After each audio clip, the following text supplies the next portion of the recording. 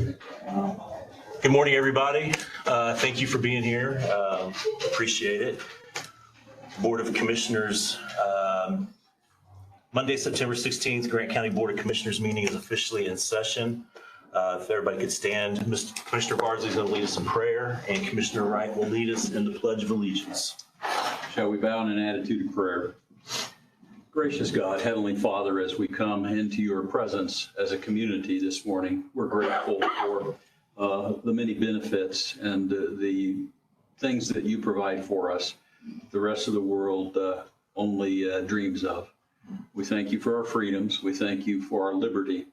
And we thank you for those who have leadership over us. Your word instructs us to pray for them. And so at the national and state level, we ask for your spirit to be guiding and directing. Father, over the weekend, we've seen evil try to take life again in many forms, and we're grateful for your protection again. For those that are in conflict across the world, we're asking for your power and your peace to be inserted into their situations. And Lord, we just ask that you will be with those of our community that are sick and in distress, who have gone through surgeries this past week. We pray that you'll overwhelm them with your healing grace and your mercy, and we'll thank you for that. And now as we work on the business of our community, again, we pray for wisdom, direction, and grace, and we'll thank you for continuing to lead us. And I pray this in Jesus' name. Amen. Amen. Amen. Please face the flag. I pledge allegiance to the flag of the United States of America and to the republic for which it stands, one nation, under God, indivisible, with liberty and justice for all.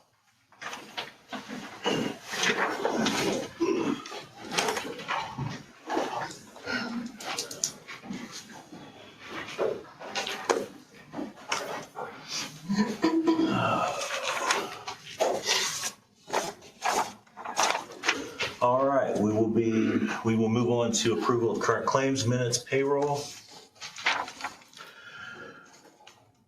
On claims, pre-approval was given on 9/6/2024 by myself for claims dated 9/9/2024.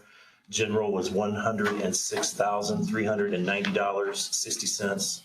Other $27,977.83.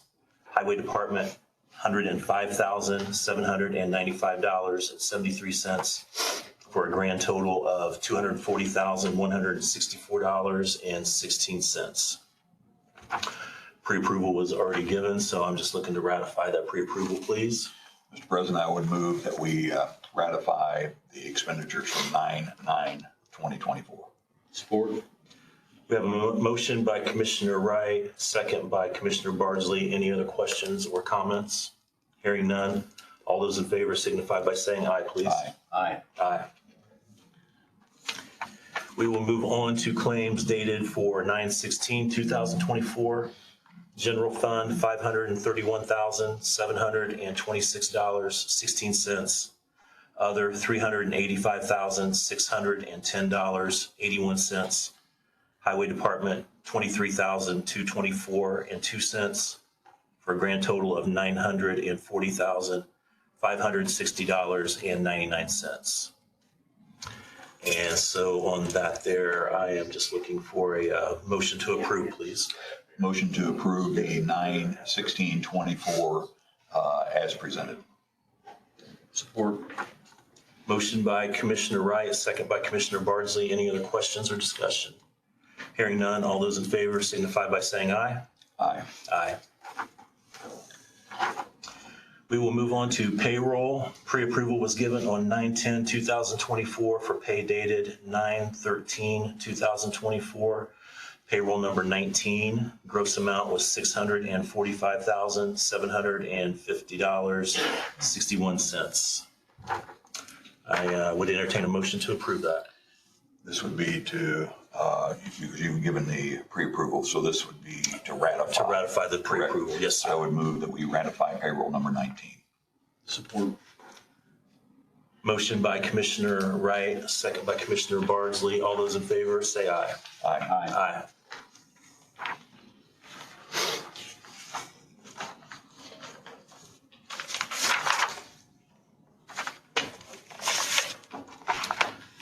Gentlemen, we have minutes to approve. Looks like we have minutes from regular session August 5th and August 19th. Any questions or discussion about those minutes? I think we've been over them and made our corrections. So I would move to approve the regular session of August 5th and August 19th as presented. Second. Motion by Commissioner Bardsley, second by Commissioner Wright. If there is no other discussion or questions, all those in favor signify by saying aye. Aye. Aye. Aye. So moved.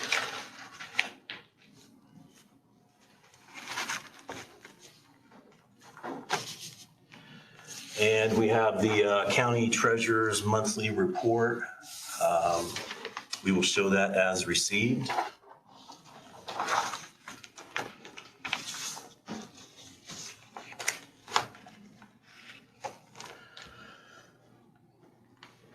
All right. We will move on to communication and board updates.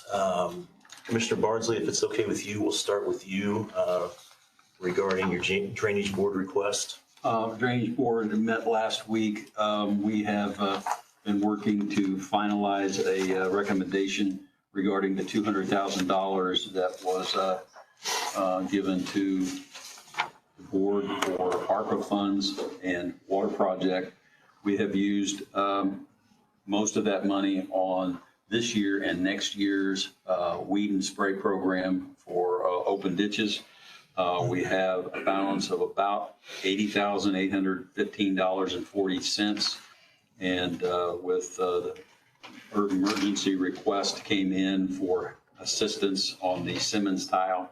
And so after discussion, we've asked the surveyor to make the request to the commissioners to release those funds to do the emergency water relief work on the Simmons tile. And that will complete our usage of $200,000. So that comes to us as a recommendation from the surveyor as required by ARPA regulation, and we would give him the opportunity, or we would give the approval for the Drainage Board to move forward on that. Okay. So I would ask on behalf of the surveyor's request and the direction of the Drainage Board to approve releasing those funds. That is my motion. Is that in the form of a motion? Yes, sir. All right. Second. We have a motion by Commissioner Bardsley, a second by Commissioner Wright to approve the ARPA fund request of for the Simmons tile in the amount of $80,815.40. Any other questions or discussion? Hearing none, all those in favor signify by saying aye. Aye. Aye. Aye. It is approved. Mr. Jackson. Morning. Good morning. So we are watching this week currently the drought conditions, and I did send some information yesterday to the commissioners. The drought monitor came out Thursday. They update every Thursday. Currently, Grant County is not in the moderate, but we're right on the edge. Blackwood County is, Delaware County, parts of Delaware County is, Huntington County, Wells County. So we fully expect that to creep westward and involve Grant County probably sometime this week. We did have some issues this weekend with a couple of large fires that did develop pretty quickly. So was out yesterday afternoon, particularly on the eastern half of the county, everything east of I-69. The topography changes quite a bit between east of I-69 and west of State Line. It's two different worlds there, but there is some issues we're watching. So we may come to you later this week and look at some burn bans. Currently, there are 18 counties in the state, most of them in the south. Henry County did add one this week or last week, and Jay County did as well. So there again, we're looking at the eastern half of the state where the issues probably will get worse at first. I do want to take this time really to remind the public it is extremely dry. Prague County does have a large fuel load in parts of the county, so we're watching as best we can. And we'll keep you apprised if that changes. And fully expect it to actually later this week.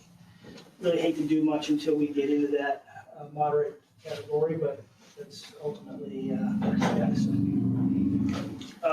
Seems to be the only thing we're watching. No rain With, inside. Yeah. with that in mind, I would like at least to recommend that we consent as a board as soon as the EMA director feels that we are into an emergency situation, that we authorize the president to act on behalf of the board of commissioners on any burn ban.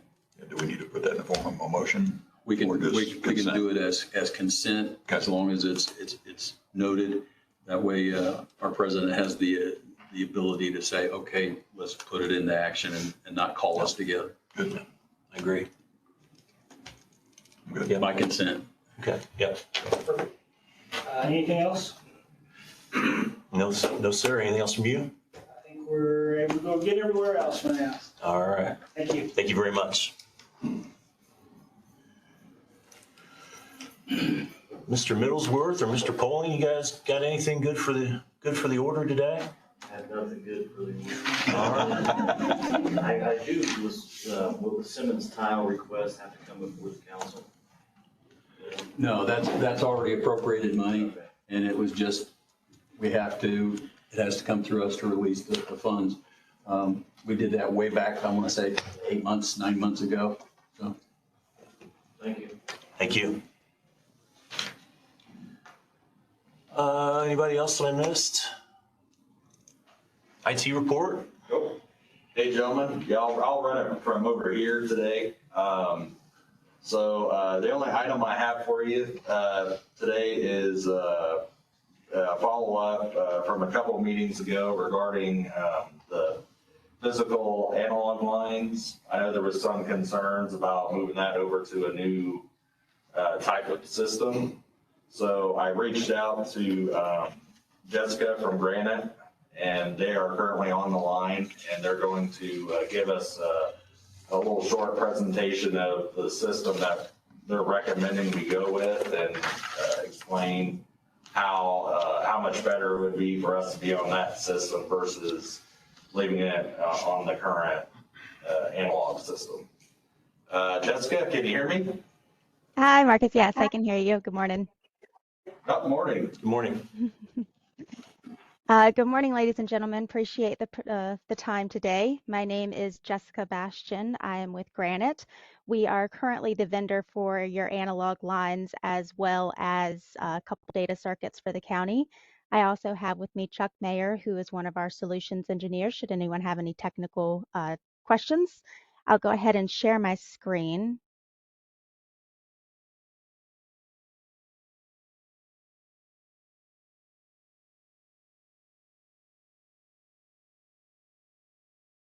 Oops. There we go. Can everyone see that?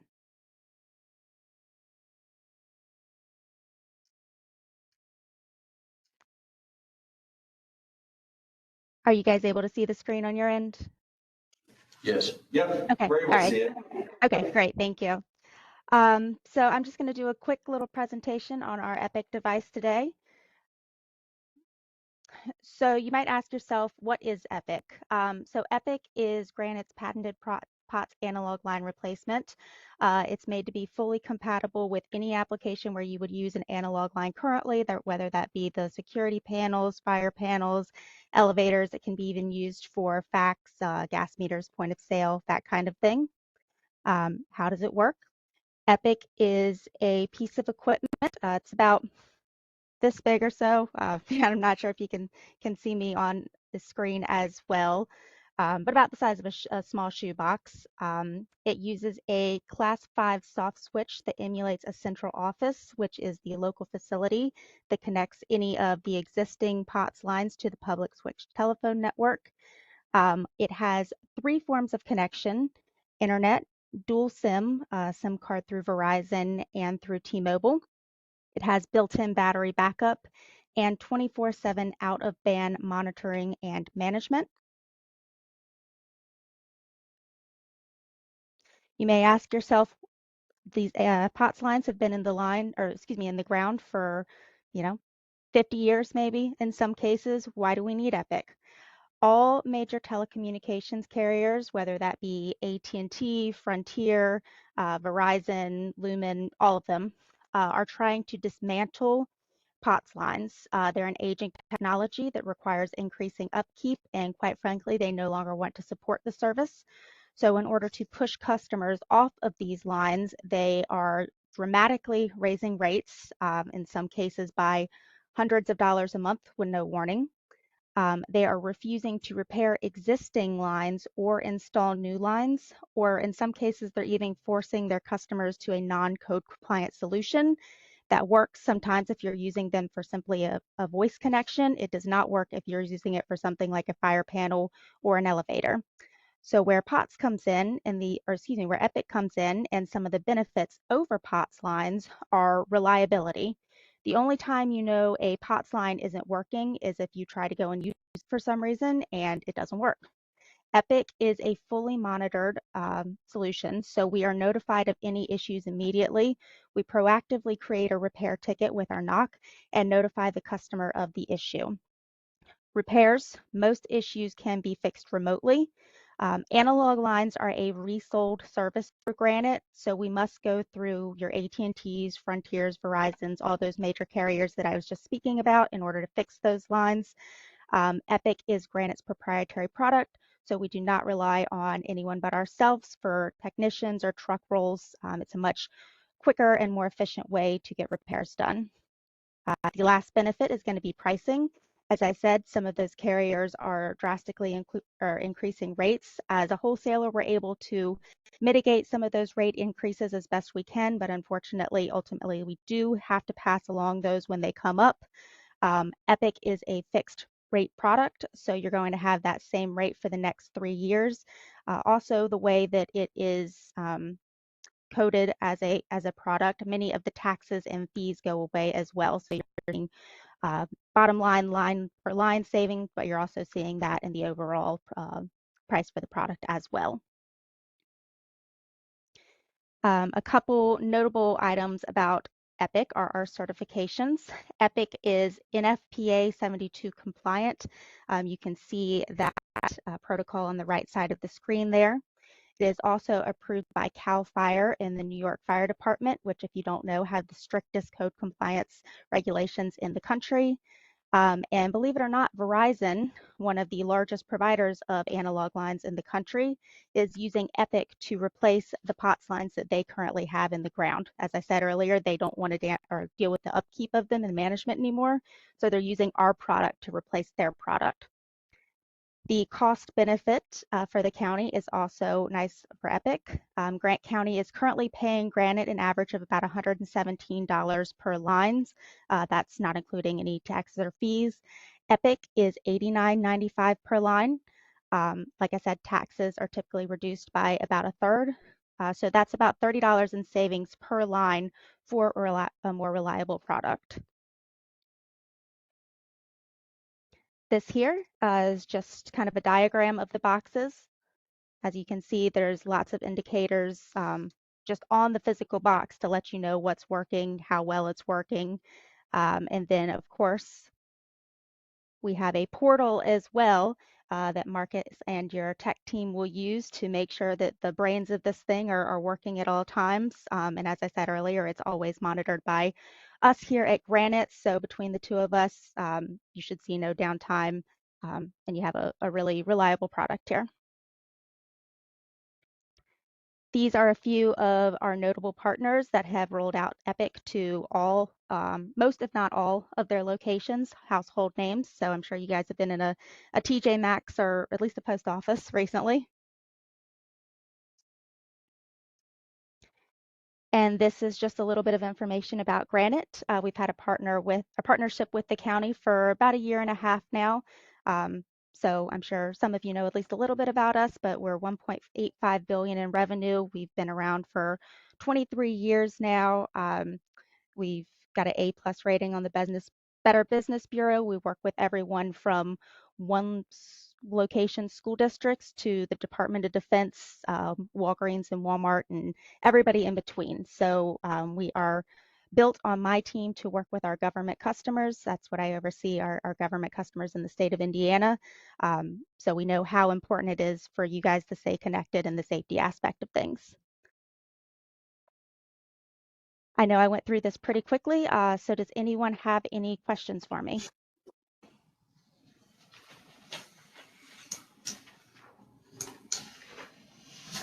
I don't believe I do. None from me. So this is coming from a recommendation from you, Marcus? Yes, because I presented this a little while back, and I finally was able to regroup with Jessica just with all the different projects we have going on. And I just know there was some concerns just with the analog stuff. And, so this was just, trying to see if you guys had any questions for them, because they would be able to answer, things about the system that I wouldn't be able to at the moment. But this looked like a no-brainer. It was, cheaper per month. And if we have an issue with a line, we'll get notified. Whereas with the current, I think we have 10 lines right now. And if we have an issue with them, we won't know until somebody tries to call it or it goes to get used. So it just makes this, I feel like this system would make it more proactive, all that good stuff. As far as the change out going from the old to the new, what are we looking at there? Do we have downtime? Do we have? That would be a question for Jessica and her team. I think there would be a little bit of downtime for them to do the initial switch. I think once they put the new system in, hook it up, it should just work. Jessica, am I correct in saying that? So there would be very, very minimal downtime, almost none. The way we do it, we do 2 visits when we go to set this up. We have a tech come out and do a site survey. So we check where the box is going to be located, trace the lines that are currently being used, make sure that it's going to, work as we had it in our mind, which 99.9% of the time it does, but we do that just in case there's anything that comes up and we need to pivot. The second time the tech comes out, they bring the box with them and they actually install the device and they do a cutover. However, that POTS line is still working this whole time. We want to make sure that everything is up and running when that tech comes out the second time. They actually test the line, test all the connections. If it's connected to an alarm panel, they'll call the alarm company and make sure that they have the new information for that line. So the only downtime you'll see is when they take the wire from one wire and put it on the other wire, and I would say that takes about 5 seconds. Good.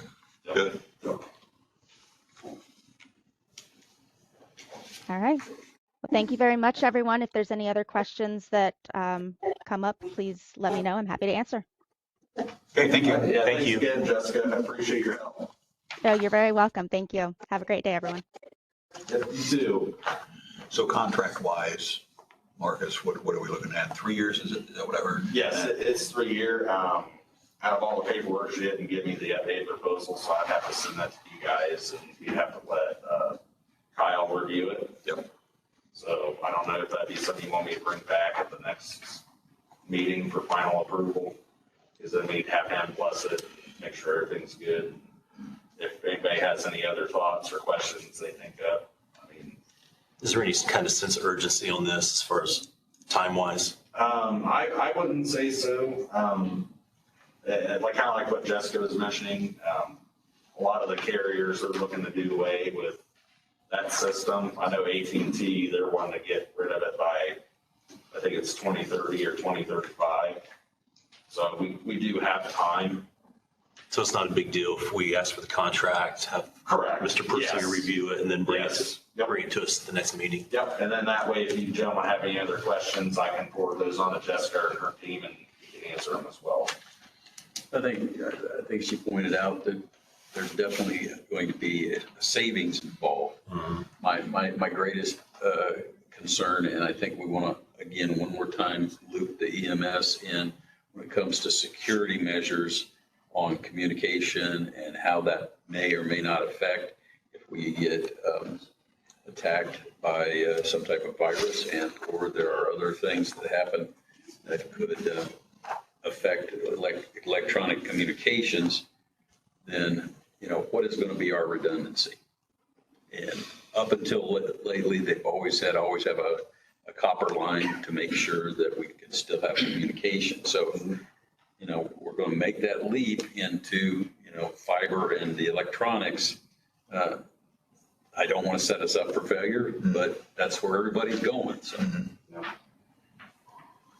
that will be a continued part of my discussion. So can that system be a backup, the old copper lines? And Yeah, so basically, instead of running off the old copper lines, my understanding is this basically replaces that system. Yeah.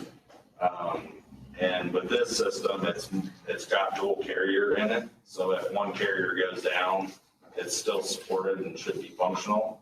Whereas currently right now, it gets fed off of one provider and that's it. Yeah. Now to, your feedback, if there was like some sort of attack or something like that would render that useless, that I'm not sure about. I could speak to that a little bit if you'd like. Good. Yeah, Good. sure.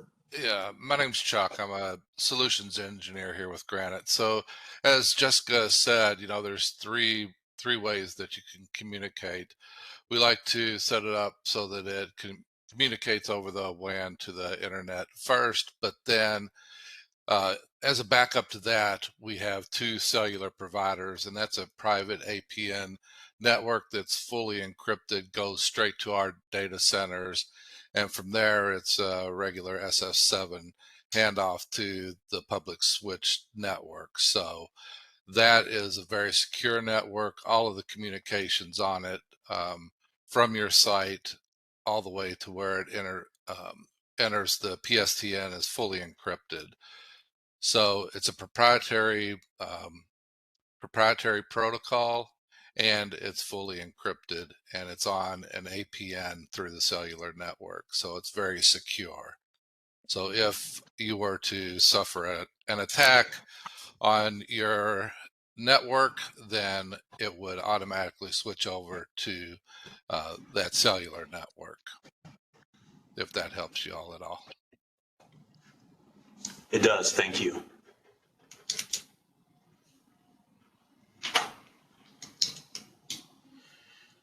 Yeah, so if you gentlemen just want to take time to, think about it, if you have any other questions about any other concerns, you can relay those to the Granite team.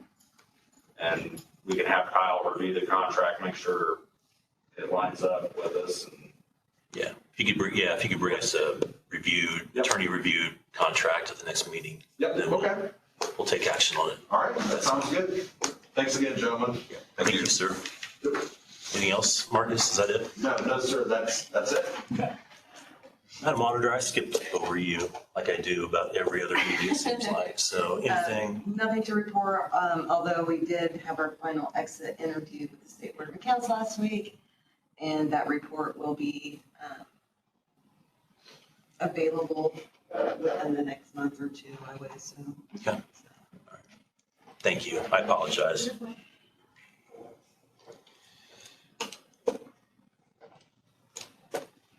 Mr. White, Howdy, how are you, sir? good morning. morning. Update you on a few projects. We did get the Francis Slocum Trail all paved from Sheldon Meyer Third to 500 North. And we did get Cook Estates paved last week, so that both of them projects are completed. Still scheduled for September 30th of closing Bridge 84 on 38th Street. Probably take approximately 2 months. Should be done before Thanksgiving is the planned schedule. So hopefully that'll be all taken care of. So When did you say that was?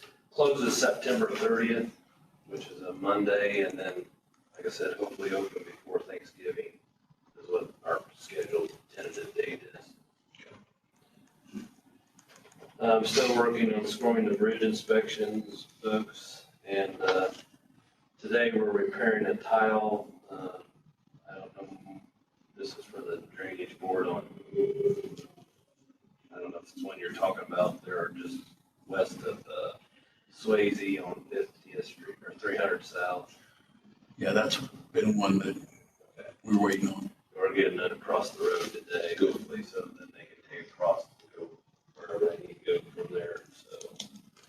I did go out and check this morning, 38th Street, they did repair that there at the railroad tracks. AP got that all completed, so that's all taken care of. The other thing I was gonna bring up today, we opened the bids or quotes on the building for the recycle center.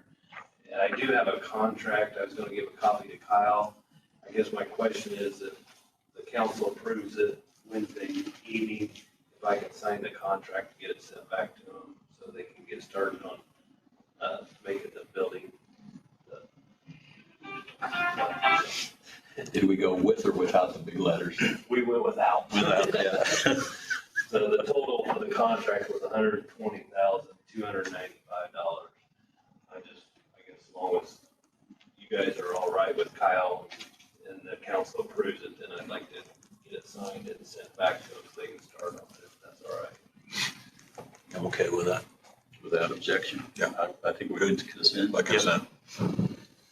Supposed to meet, on a ditch they did out, they cleaned a ditch out by 300 north and 1100 east. I'm supposed to meet with, the culvert company because we got to replace a couple pipes and, hopefully get that done or meet with the company this Thursday to see what size pipe we need to put in that. So we're working on that. So, other than that, that's all I have. If you don't have anything. Nothing for me. Thank you. Thank you. All right, moving on to old business. I'm going to table the ARPA discussion until probably the next meeting. So we will move on to Mrs. Harris. Grant application request.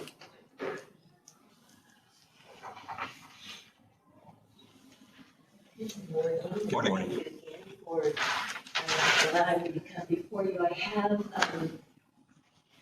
I believe it's a gentleman, because you have questions concerning an island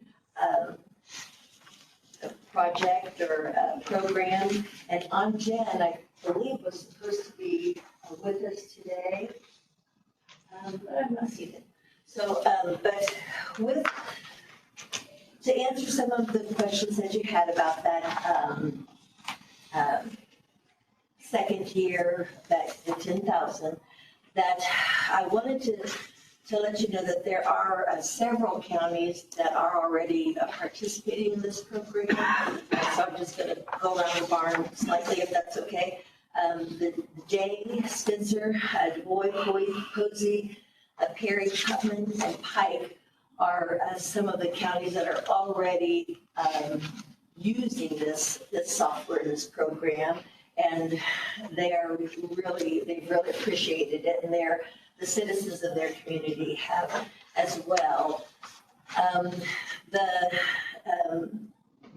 That second year, those funds are used for to help maintain the data and for the system. They also keep everything secure so that people can't get in and adjust things other than what we prescribe to the company to put in there. It can be available to the citizens 24/7. They can get in depending on their work schedule or their when something pops in their head that they're curious about. And this fee helps them with improvements as technology changes and all. It just helps with that. And I did get back with the state as far as that, and that is something, since it was in my original request, that they will honor that. It'll just be, they will go ahead and award that to us, and then the company would just bank it and hold it for the next year. So you don't have to return the funds to the state? Correct, yeah, because that's what I thought was to happen, but I did double check and I do not, so they'll just bank it.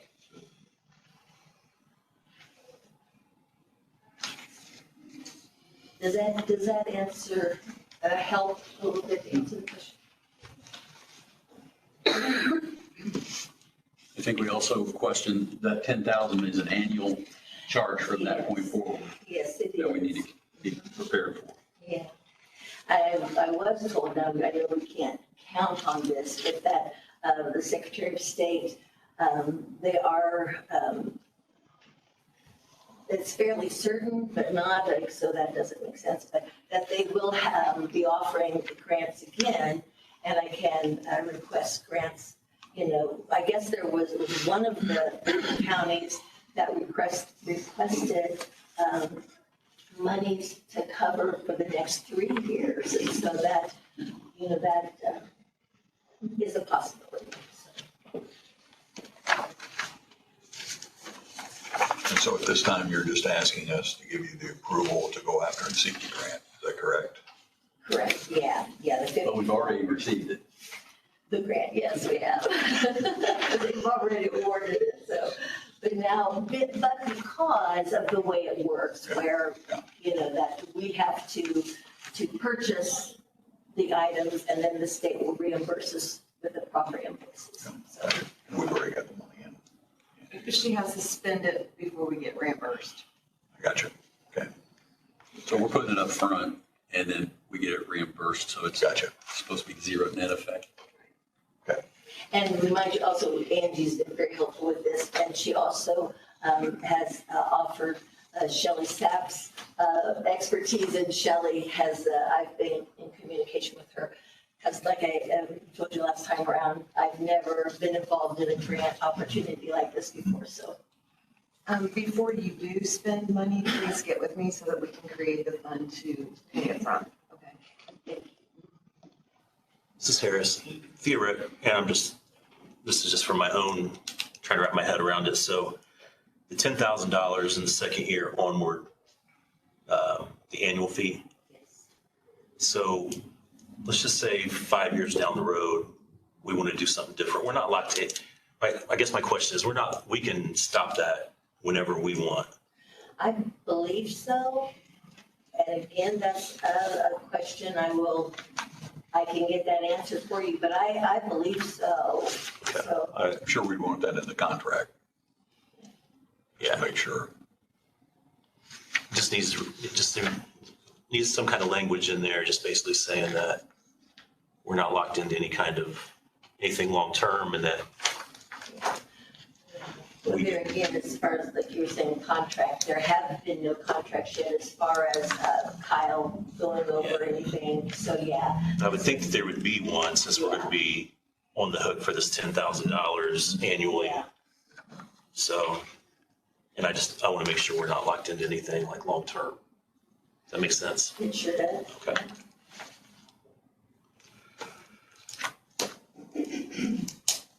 Gentlemen, anything else for?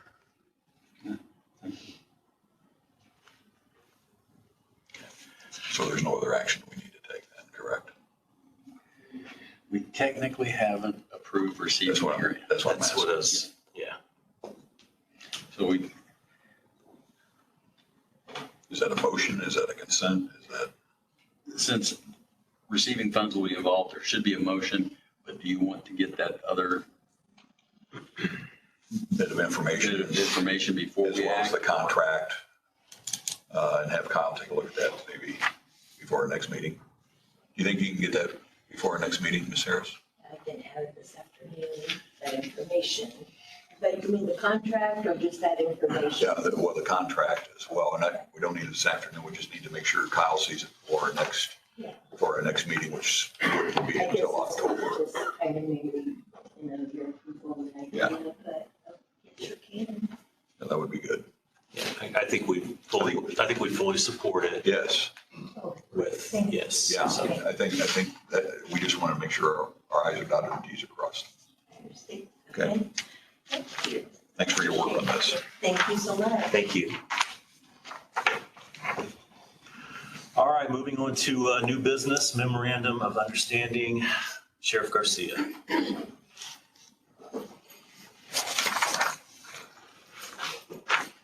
Good morning. Morning.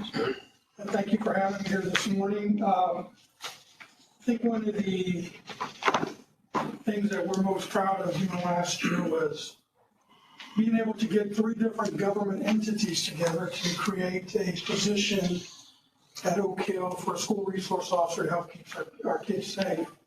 And that was a 3-way venture actually between Oak Hill, Gas City, and our Grant County Council to make this happen. Today, we just have the agreement for Oak Hill. We had to make some changes. I think they overpaid us last year, so we kind of changed the numbers this year, and we just need to have your approval to continue or for the changes that were made on the contract. And what was the basics on the change of contract?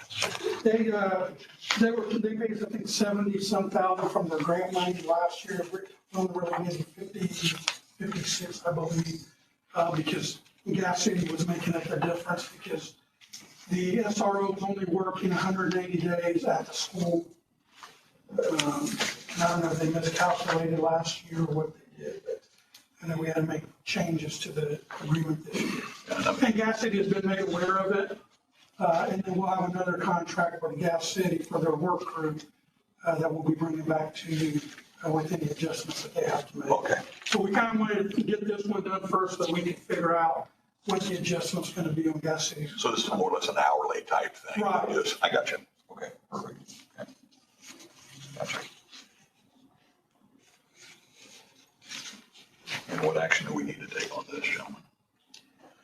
I think from the past, haven't we approved them? Haven't we approved We move these to in the past? approve and we actually sign this. Yeah. And has our attorney seen this one? Yes. Okay, perfect. Chair, ready for a motion? Yes, sir. If there's no other questions for the sheriff. Yep. I would make a motion that we approve the school resource unit agreement, MOU between Oak Hill and the Grant County Sheriff's Department as presented. Support. We have a motion by Commissioner Wright with a second by Commissioner Bardsley to approve the MOU between Oak Hill United School Corporation and the Sheriff's Department. Anything else for Sheriff Garcia? All those in favor signify by saying aye. Aye. Aye. Thank you, gentlemen. Thank you, sir.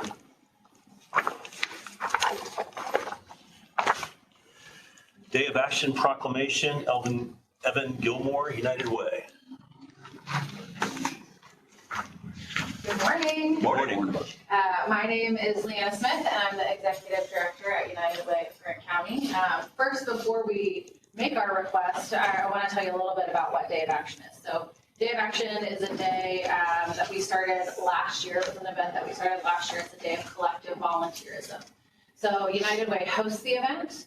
We work with nonprofit partners, cities and towns in the county, even schools, and they put in projects that might be completed on the day. And then we work with corporate partners, and those corporate partners are putting teams together. So we work on the back end to pair the corporate partner teams with the volunteer projects. And those teams complete those projects that afternoon. So last year we had more than 170 volunteers that completed 24 different projects in 18 different locations. This year the event will be even bigger. We've added a luncheon at Manor Park this year for our volunteers as a kickoff event.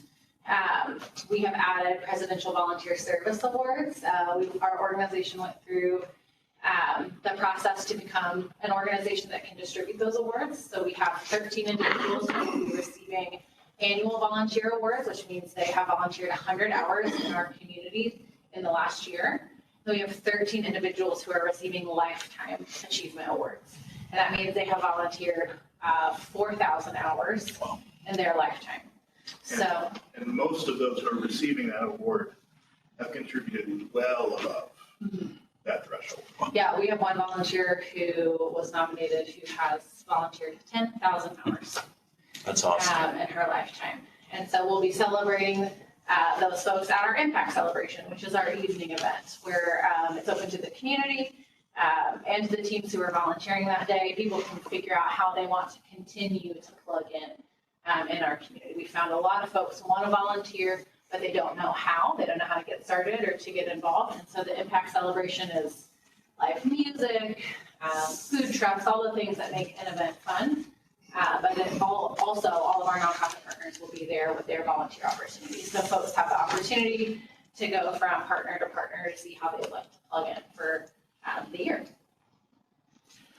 So we approached Commissioner Wright originally about the idea of possibly doing a proclamation for the Day of Action this year, which would simply be supporting the spirit of volunteerism in the community, giving back throughout Grant County and the individuals that do, and encouraging new people to do so. So he agreed, and the rest of the commissioners agreed, and we very much appreciate your endorsement of our day. And I forget whose idea it originally was, but this proclamation has also been agreed to be signed by all three of our mayors in Grant County. So we at United Way are all about the spirit of collaboration. Live United is our slogan, and we believe we can always do more together than separate. And so we appreciate everything you guys have done to support our efforts. And that is September 19th. That's this Thursday? Thursday. Everyone in the community is invited to the celebration in the evening at Gas City Park. That starts at 6 p.m.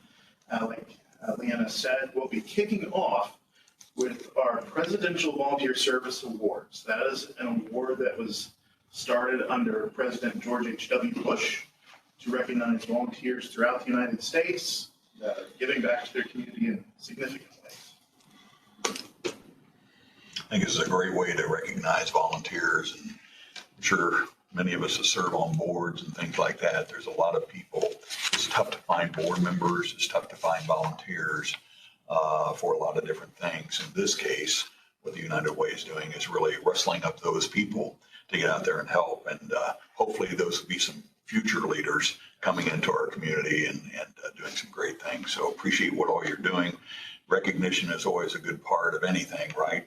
People like to be recognized for their efforts, and it just makes them want to drive that much harder. So thank you for your leadership on that. Yeah. Thank you. Yeah, great job. Thank you. You definitely have our support, so we will we'll get this signed. Okay. Thank you. Thank you so much. You're welcome. Thank you.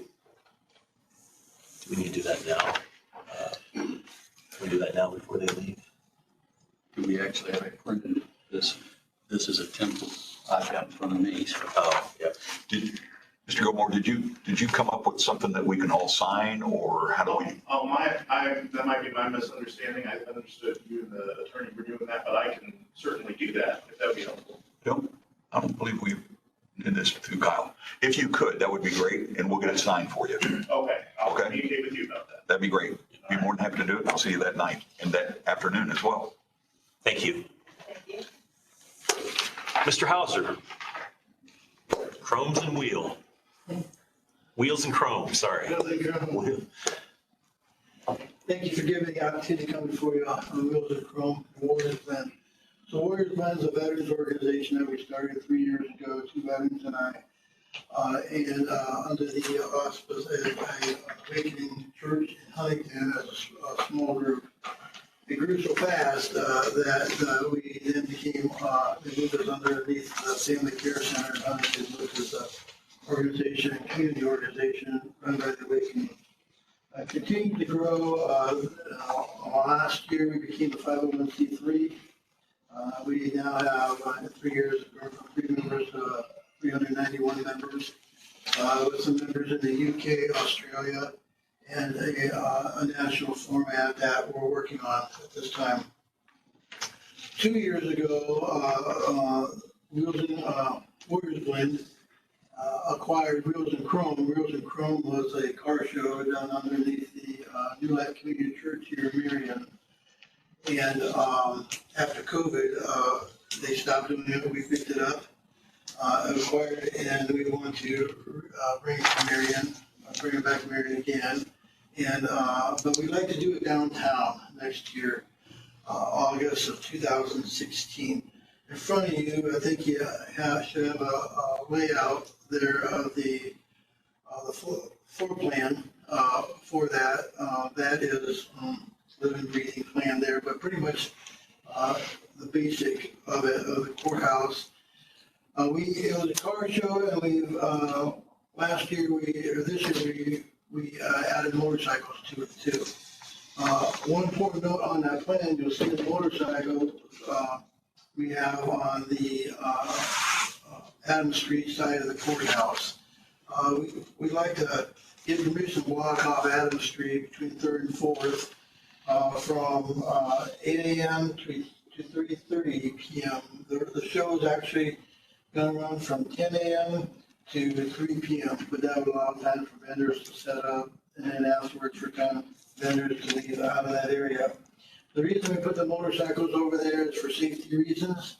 Obviously, 18 runs on both sides of the courthouse, and we're pretty safety conscious. We like to have motorcycles there, so it's just a little more safer environment for them. We carry $1 million event insurance, and we also go above that, and we provide limited medical insurance too for anybody that's participating, volunteers and vendors alike. We have a beer garden. This year we have Don's Tap scheduled to do the beer garden. Met with Jennifer. We kind of hammered that out, and they've agreed to do that. On the plan there, I'm not sure what that's called over there, but I know that's like a little area where we have events on the little stage right next to the old beatniks. And that's where we like to have the beer garden in there. It's a confined area, safe. There's a stage, I believe, there. This year, we had Roadhouse Revival and another two-person band there that played, did a great concert. We have them both scheduled for next year.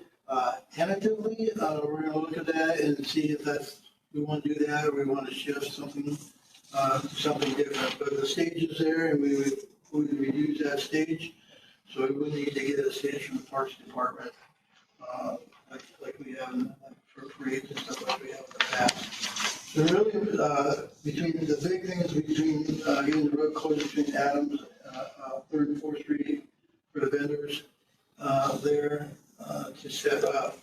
Now, the unique thing about Wheels and Chrome is we get all our money from our sponsors and those that are participating. Any vendors, there's no cost to vendors. Vendors get to keep 100% of whatever they make. And that is in the spirit of trying to bring the community together, and they can keep their profits. So we don't charge them, and we never will charge them, no matter how big we got. In the past, it's been a between, as it grew, I think New Life there, they had or needed 60 cars, somewhere in there like that, but they didn't have motorcycles. We'd also get porta johns, so they wouldn't need to go into any of the facilities to use the restrooms and things like that. So it's August 16th of 2025. We want to get our, at least get our flyers out for it, for Ducktail Run, be able to get out there. Partners First Federal Credit Union is one of our sponsors. They're also the marketing team. Also, we picked them up last year as doing marketing for Warriors Blend, and they are doing the flyers. The flyers are professionally done by Branch Harley Davidson is a monetary sponsor, as is Partners First Federal Credit Union. Walmart is also a monetary sponsor for that, and several other smaller sponsors in the area. But I realize you guys need to vote on this, so it probably may not be till January when you vote on it or something like that. So if we get our flyers out, we'll put Miriam, but we put to be determined as far as the place is. And that would be our save the date flyer, and then by January we'd be able to get our main flyer out with the actual date if you guys approve this. Do you have any questions? It's the 16th, is Saturday. It's a Saturday, it's a third Saturday in August. Okay. I think we checked the calendar. I don't think there's any car show here on that weekend. I looked in Wabash, I didn't see anything on their event calendar, and, I mean, there may be one near Elwood or something like that, but I think you can't get away from that. But that will allow us the time to get it on the, car show calendars. We really try to get this stuff out a year in advance, as close to it as we can. I went to Mr. Hauser's first one. The first one was at New Life. Yeah, I went to the first one, and very well done. It was very well attended. I know I didn't go to the one this year. I was trying to remember if I went last year, but Mr. Hauser does a great job with this. So I believe the roads have to be shut down by the city. Is that correct? Yeah, so you'll want to approach the city council about getting the road shut down. That's not something that the commissioners can approve, but everything else I fully support. The only question, you said you would take care of Porta Johns. Are there any electrical needs that you would need to draw from the courthouse for any reason? That would have to be worked out. Right, so, Board has been something not, have any electrical needs, for that. I don't know about the vendors. A lot of the vendors we've used, we found to have generators now too. So I think that's, if that's an expense, a big expense, then I think that's something that we would look at with the vendors and, try to find vendors that have generators. We can definitely do that. I don't see a cost. I think it's just the idea of needing to do that sort of maintenance can make sure that we're taking care of you. Yeah. I think that's the big thing. I don't really think we've ever charged for vendors to be around the courthouse. So kind of put your mind at ease on that one. It's more or less just making sure that we have the power that you need there. And you'll want to come back, make sure you give the group next year a little bit of a jump on that to make sure that we got everything that you need. Yeah, definitely. So I guess, yes, I would say yes, and we can change that if we need to, but yes. And there's plenty of power around the courthouse. Yeah. So I think unless I'm speaking out of line here, I think I speak for the commissioners in saying we fully support it. So, yeah. All right. Thank you. Thank you. Thanks for your work. Thanks, guys.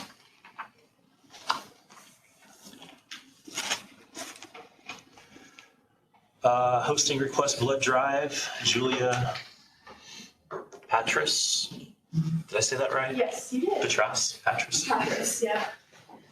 So I'm Julia, this is my coworker Nicolette. I'm the representative for Versity Blood Center here in the Grant County area. And I work with Justin at this office, and I work with Chris White over at the City Marion. Those blood drives over the Star Financial Bank. So I just want to talk a little bit about who we are, why blood donation is important, and then proposed 2025 dates. So we're Versity Blood Center of Indiana, nonprofit blood center. We supply over 90 hospitals throughout the state, and we see 520 donors every single day to see those needs of those hospitals. We used to be Indiana Blood Center, if you're familiar with that name, but we still collect in Indiana and provide Indiana hospitals. So we do all things blood. And as Julia said, we need over 500 units a day to meet the need just in Indiana alone. And our average blood drive size is only about 15. So just imagine how many 15 size drives we need just to meet that daily need. We also just got out of a critical shortage this summer. When we fix that shortage, that means we have less than 1 day's supply of blood on the shelf.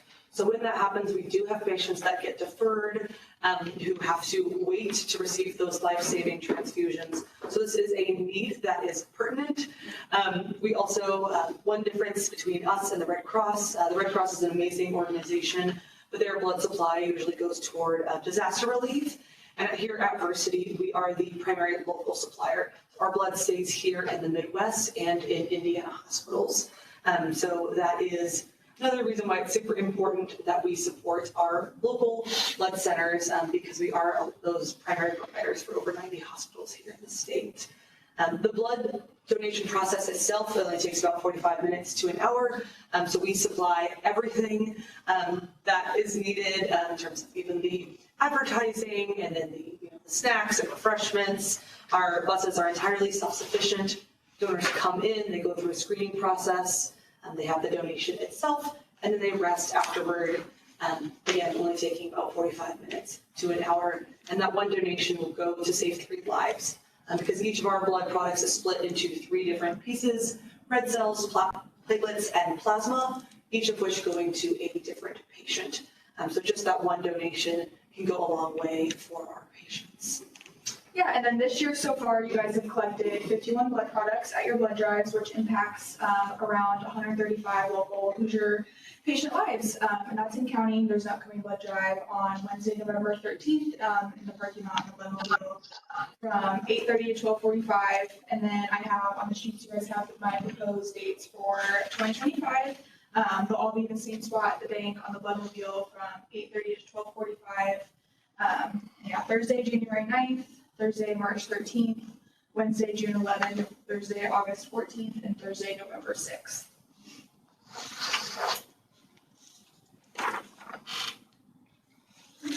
It's really worked out well, especially with them just being across the street in the parking lot. Yep. Any questions for these ladies? Is this something that we need to vote on as far as the approving the dates? Or we just, I think consent?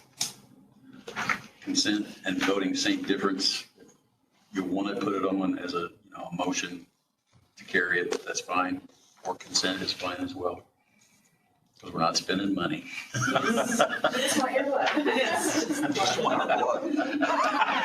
I think we'll just approve it by consent. Yeah. Yeah, and if there's issues too, we work on like a 8 to 12 week calendar. So, you you have something coming up on Thursday, August 14th, 2025, that they don't work out, we can be flexible with that too.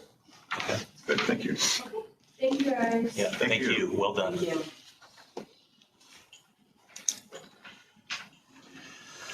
Mr. Sadoff, 2025 holiday schedule. So before you is the next year's holiday schedule updated. Ran through it several times, just presenting it. No housekeeping stuff. I took a look at it. I didn't see any issues.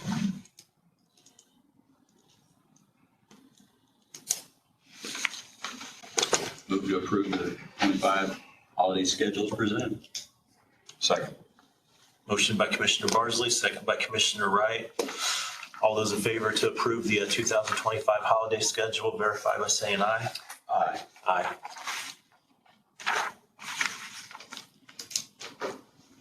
And Madam Auditor, presentation of the 2025 payroll schedule. Yep, so before you use the 25 payroll schedule, it's been reviewed by myself and Justin, so. Any questions for either one of them?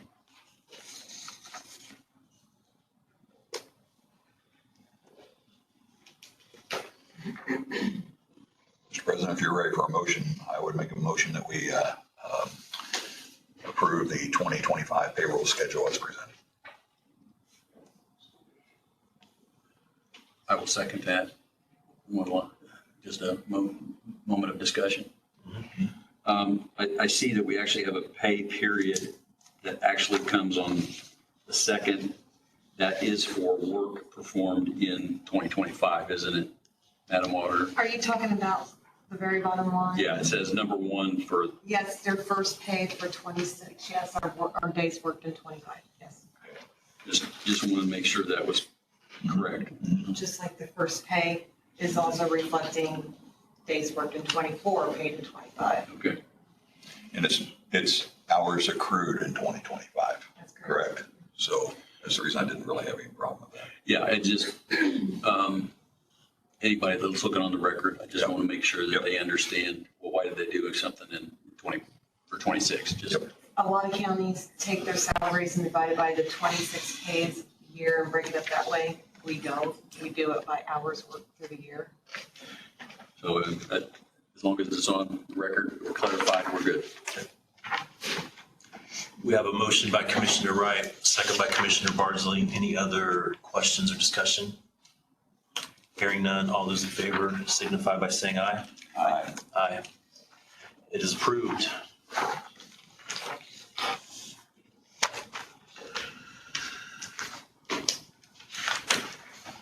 Mr. Wright, would you like to handle the last item on the agenda and introduce Mr. Marshall? Yes, I was approached by City Councilman Eric Marshall about a special military honors that he and his sister are working on, and I believe the sister is online. So if we can get Mallory on here. Hi, the Hello, sister Mallory. is online. Can you all hear me? Yes, we can. Eric, you want to come on up to the podium and yeah, but you're so good looking. I mean, we want to get you up here and talk about this. You're the face of it. And but we appreciate your efforts in this, and we want to know all about it. All right, Eric, well, I'll kick it off. So thank you everyone for inviting Eric and me to this meeting to share some, for lack of a better way to explain it, incredible discovery of information about one of Marion's own. This started for me. I've been trying to get our grandfather, Alonzo Marshall, a marker for his businesses and his contributions to the city of Marion. And every time I start working on that, I believe it's divine intervention. My grandfather was a very humble person in life, and I believe he's still humble in death. And every time I start working on him, somehow I discover another incredible story. But what happened here was I was going through tax returns of his, and Eric is sitting on a gold mine of information from our grandfather's businesses. I think you've got tax returns going through the 40s, the 50s, the 60s, the 70s. And I have been talking to the Landmarks organization out of Indianapolis, getting some guidance on how to build my case for getting this landmark for my grandfather. So as I'm going through the tax returns, I get to the second name, and the second name employee on the tax return is a gentleman by the name of Gerald Dixon. And I've been dabbling in genealogy since 1999. So I think I have a pretty good grasp on research. And I started doing a little bit of research, and this was a Friday night at 11 o'clock, 11 o'clock in the evening or at night. And I started researching, and what I discovered was the first thing that I found was a 1917 selective service card with Gerald Dixon's name on it. He was born and raised in Seymour, Indiana, but stamped across that selective service card was U.S. Prison System, Leavenworth Penitentiary.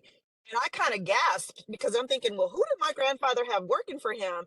And then I started digging a little bit deeper, and I discovered that Gerald Dixon, who lived on Nebraska Street, 3 houses down from the house I grew up in a house that Eric still owns to this day, or is in our family to this day. Gerald Dixon and his wife lived there. Gerald Dixon was a 24th Infantry Regiment Buffalo soldier. He enlisted in the Army in 1914, and he, as a young man, was sent to the Philippines, Alaska, California. He was in Mexico as part of the Pancho Villa expedition, and then was stationed in Houston, Texas.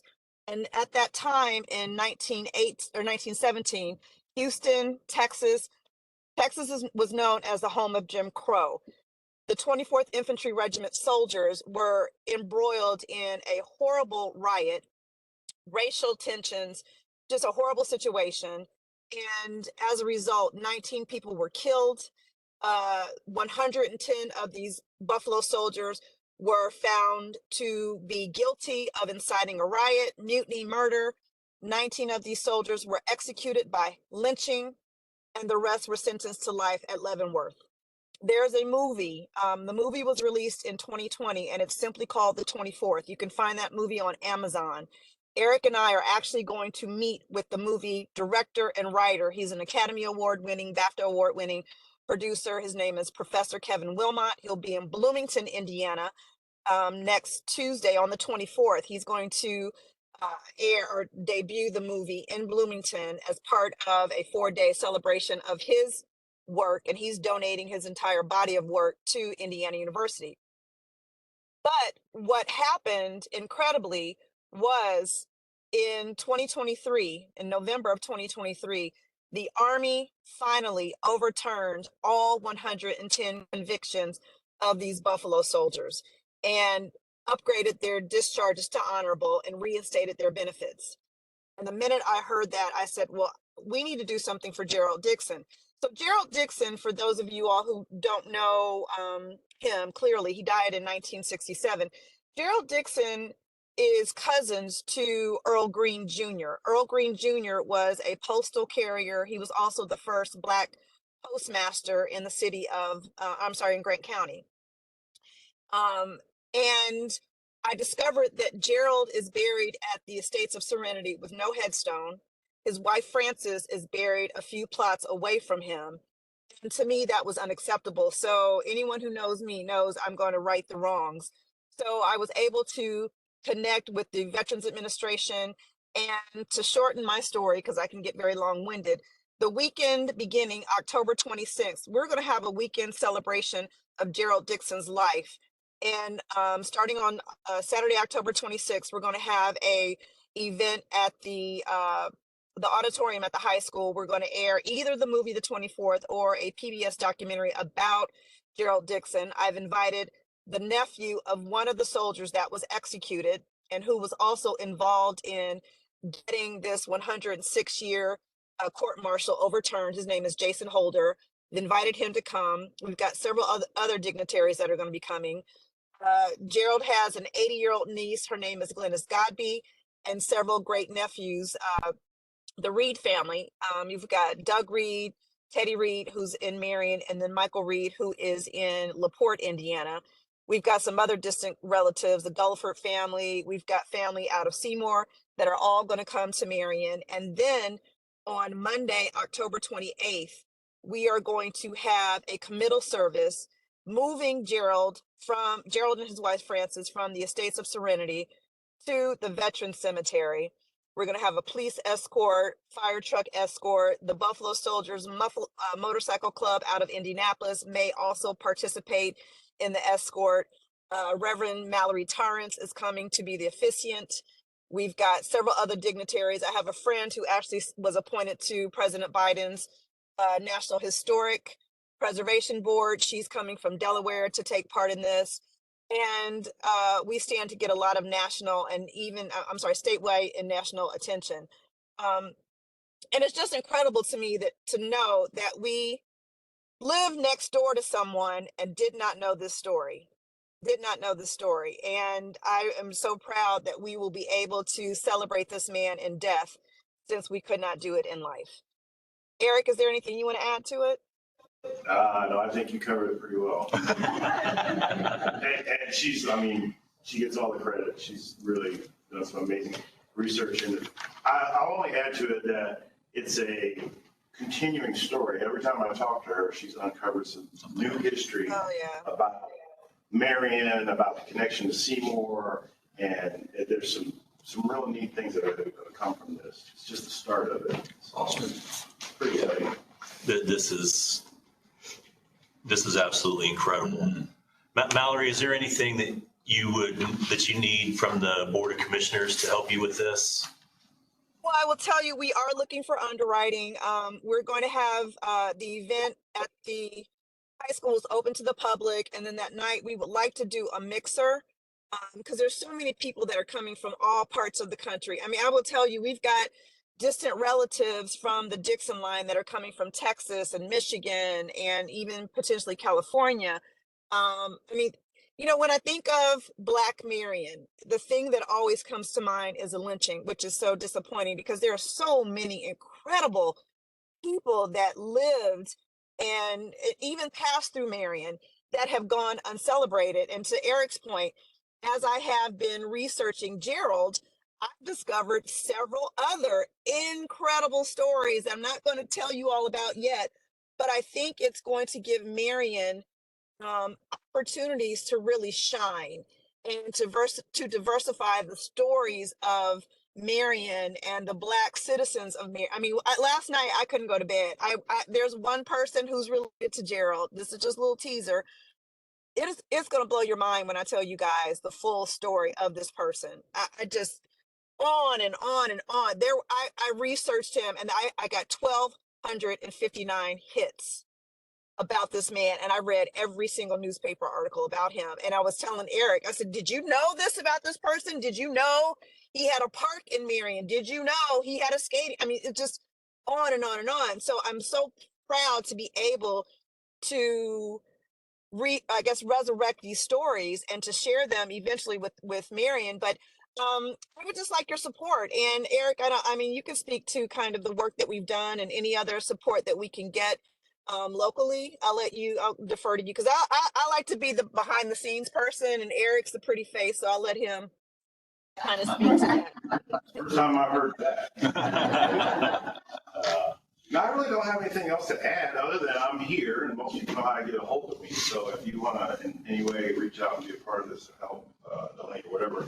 We've had some tremendous already outreach, some support, Community Foundation, First Farmers Bank and Trust, Union Credit Union.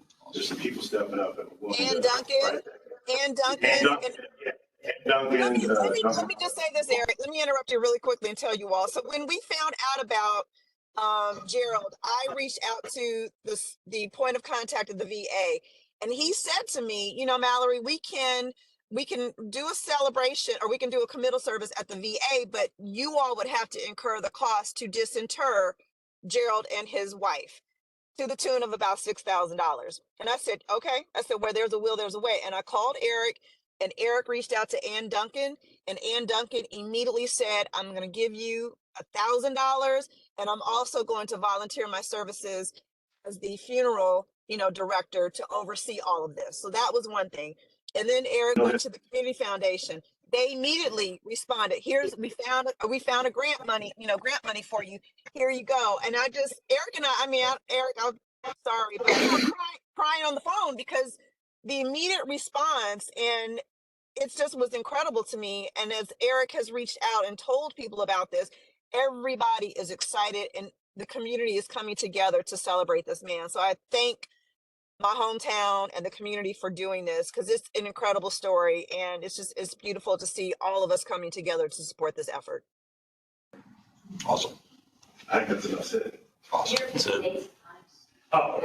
Okay. The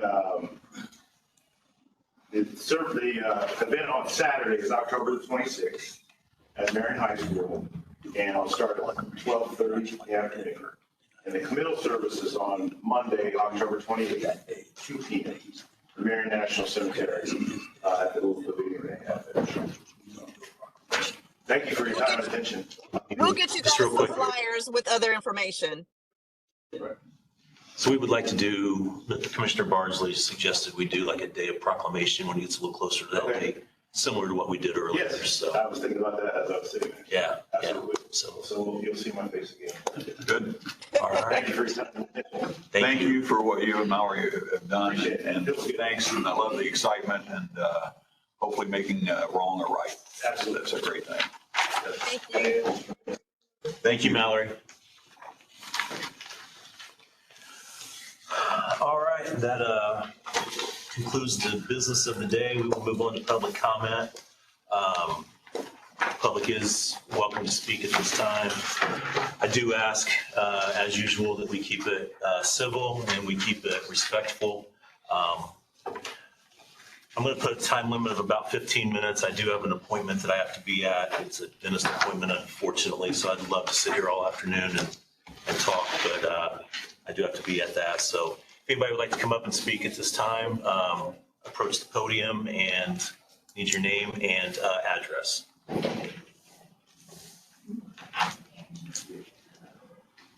Thank you. My name is Shirley Stevens. I live at 1502 East 33rd Street. Okay. For 4 years, when Ron was here, I was at a meeting, and I'm sure if he hadn't gotten sick, he would have tried to take care of it. Okay. The neighbor next door, the house was condemned, and I've been fighting this for 4 years. I'm living in constant fear. But I've tried and tried. I've tried to call Mr. White, a couple times, but I didn't get any answer back because I was told to call him. I'm just getting a runaround from area plan to commissioners. I'm at my rope end. I've been threatened by him and everything. He's running an auto shop. We are there for the living, you know, it's not business. Their address is 1512 East 33rd, Chris Hall. He's run an auto shop there ever since they've lived there. The house was condemned. It goes back when Larry and Peggy was in office. They let them people get by with everything. They moved in the house when it was condemned. And I put up with it for 2 years. They would run through my yard with their automobiles. They upset the trash.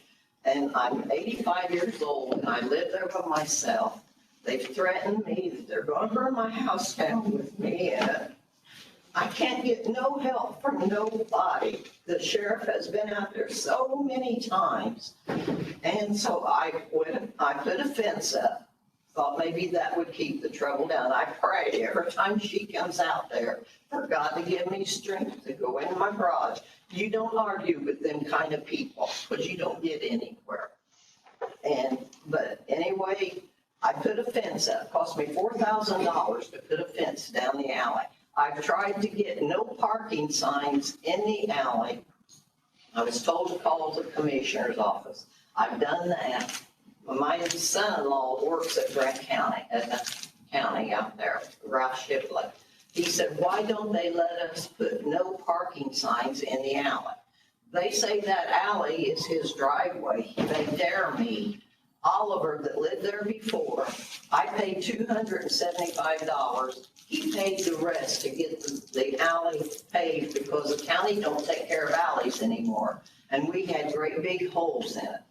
So I gave him $275 and he paid the rest to get the alley paved. I'm not allowed to get on that alley because they say that's their driveway. This went on when Larry was there. So I put up a fence. Larry made me get a permit for a 6-foot fence to keep them off of his back because they didn't want the fence, because they couldn't drive through my yard. They tore my yard up. So anyway, when I got the fence, she informed me that they would tear it down. But now they go through my yard, they back in, they have cars everywhere. They have 2 cars plus theirs sitting in front of 33rd, their house. Weeds up like this. This should have been taken care of 2 or 3 years ago. I've talked to Randy about it. I've been up to commissioners. I'm at the road. I don't know what to do, whether to sell my house and get out of it. Now, the sheriff's office has been out there. He said, I was out here with Ron Mallory. Why hasn't them been taken care of? I can't get nothing done at the area plan. I talked to Katie the other day because now they run into my fence. They back in. They have so much. I'm telling you, I never seen so many visitors in well, we know why, but they park in the alley. He parks these cars in the alley. He does work in the alley. The sheriff department has pictures of vehicles that he blocks the alley. He says it's not an alley, it's his driveway. He's not scared of nobody. He's not scared of the sheriff. But Katie was out there the other day, said she was going to put tags on all them cars. It looks like Weber's junkyard. I mean, I get rodents. The company told me, the dog catchers told me that he has put in remarks about it because they come out and get them when I catch them in there. I've got 11 holes in my shed from their rodents. Now they're chewing my new fence. And he said, there's no reason for this. He said, I've told him several times. I said, I'm sorry, I can't get no help from nobody. And I just, I try to keep my boys out of it because they'd like to go over there. And the sheriff come over the other day because now they've hit my fence. Because they've got, okay, here's 33rd Street. They've got 2 vehicles that don't have plates. In the front, right on 33rd Street. He parks in the back. Okay, they come in, their friends come in the alley. Half of their car sticks in the alley, and then they pull up by his car. And then when they back up, they back right into my property. 5 times I've had to go buy dirt and everything and kept my mouth shut to fix it. Okay, now they've run into my big fence. Now they've got it all tore to pieces. And Ma'am, what was your address again? mine's 1502. I don't know what to do. The sheriff department come out there and he said, I can't believe this. I was out here with Ron Mowry before he died. He said, why hasn't this been taken care of? He's took so many pictures of my fence and the cars parked in the alley, and it just, I don't know what to do, whether to sell my house to get out of it or what.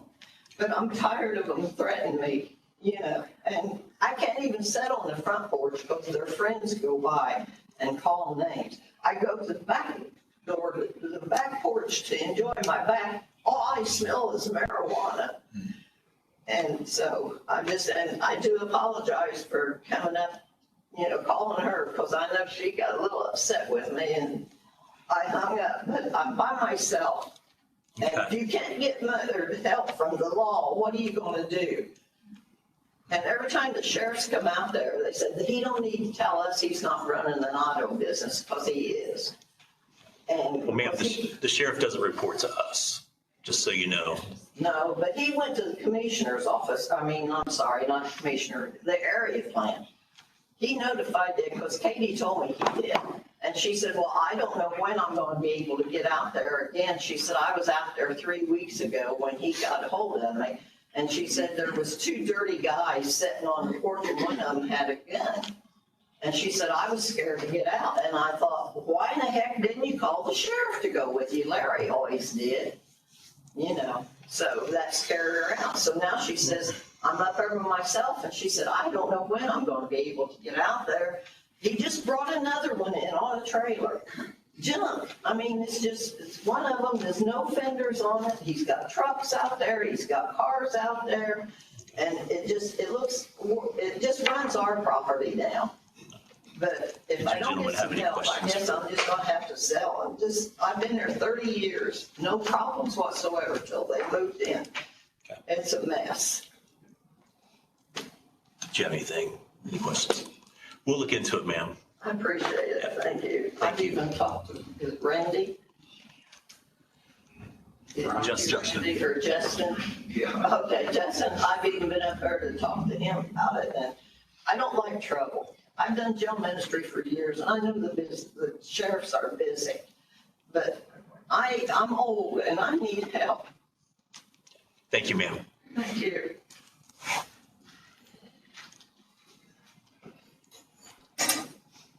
Go ahead, sir. Hi, Brian Griffith from Yes City. Thanks for the opportunity to speak to you. I'll make this as quick as I can. There's 2 parts to it. About a month ago, I spent some time in this building on the floors above us, and I only come in with intent to inquire about 6 different properties that either had recently been sold or felt something was out of whack with some property taxes or anything like that. An hour later, from floor to floor, one thing I certainly learned, they make it clear every employee was respectful and tried to help the best they could. But one thing I certainly learned, floor A blamed on floor B, floor C blamed on B, A blamed on C, and D, and so forth. And I tossed in the towel on 2 of the properties and I just stopped my efforts. And I walked out with about 20% of what I came in for that day. And just very disappointed in things that are either, as I say recorded, I'm not pointing this towards the recorder's office, but things are not recorded properly, whether it's on real estate sales or whatever it may be, or the amount of emissions on properties that are sold, or the property tax information of what associated with, this parcel and such. It's across the board. It was before you 3 gentlemen, certainly, and it's been that way a long time.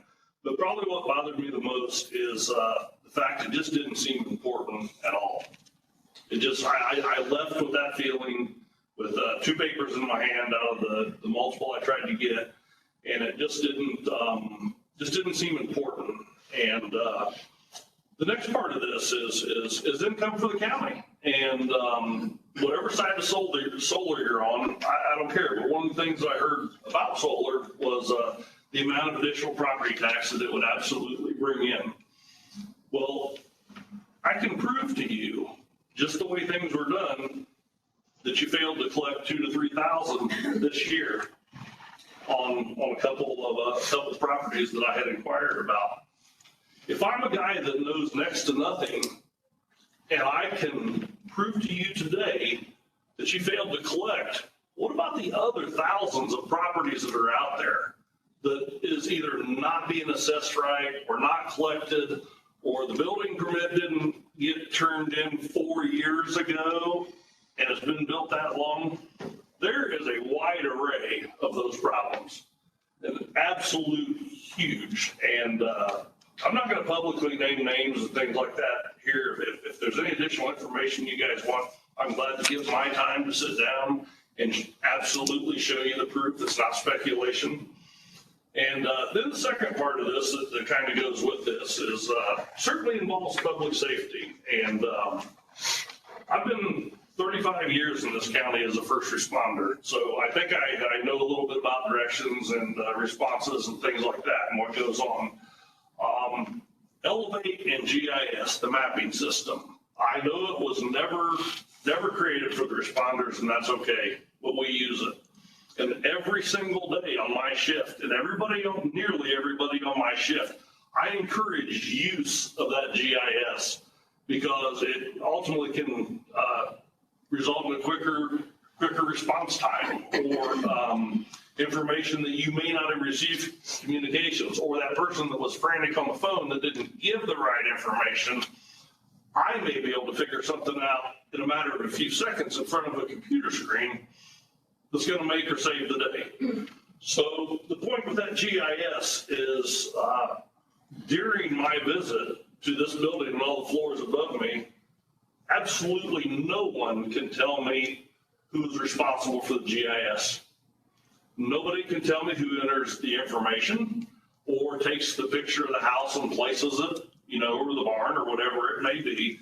And the GIS is an important thing. It's an important tool. And while it wasn't planned for that, I know I use it every day, and I try to help younger people who may not know where they're going or may not know the county, and I encourage use of that.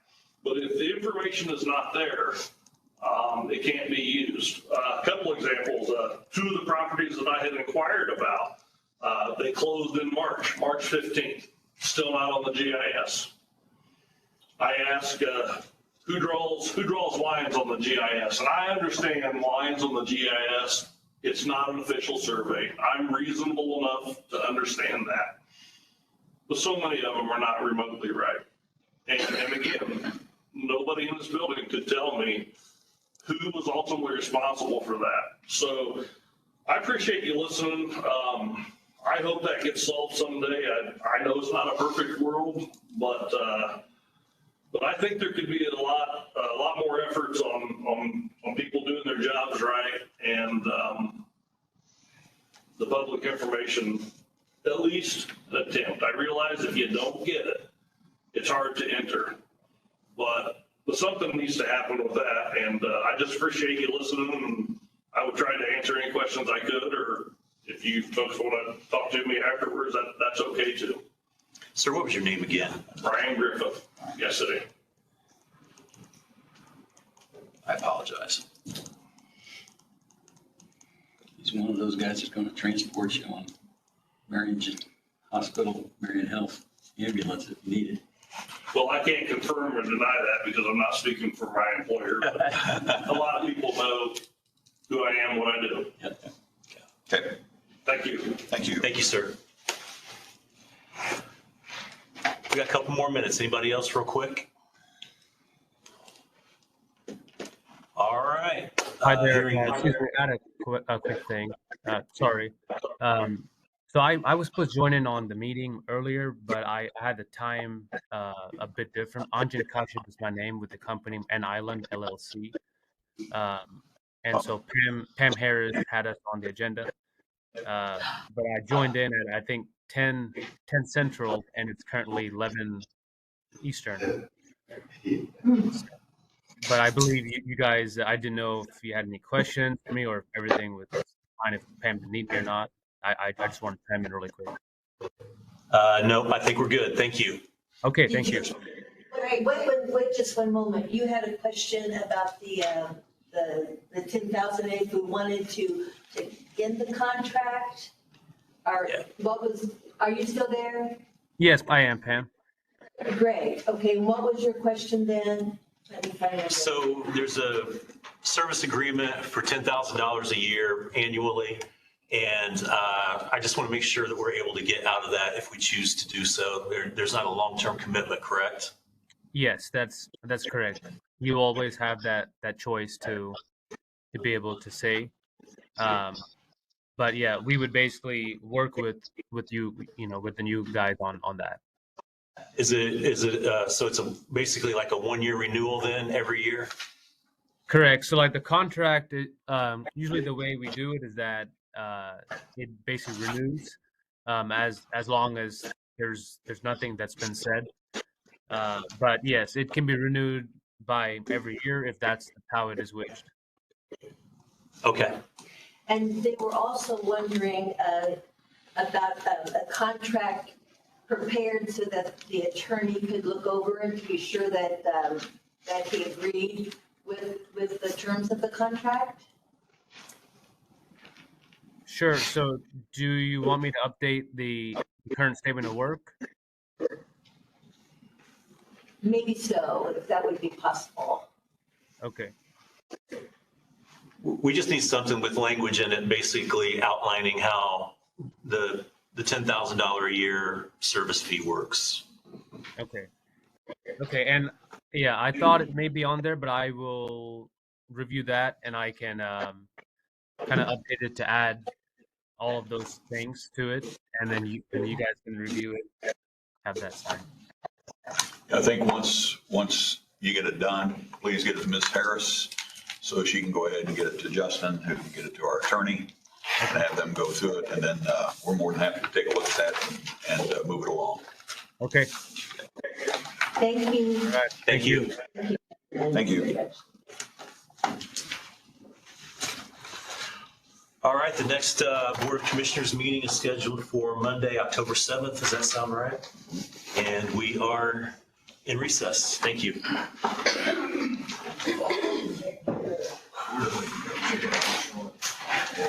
I don't know.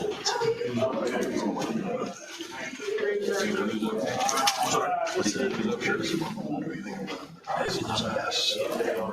I guess we can talk to Katie and maybe the area plan and get their perspectives out there.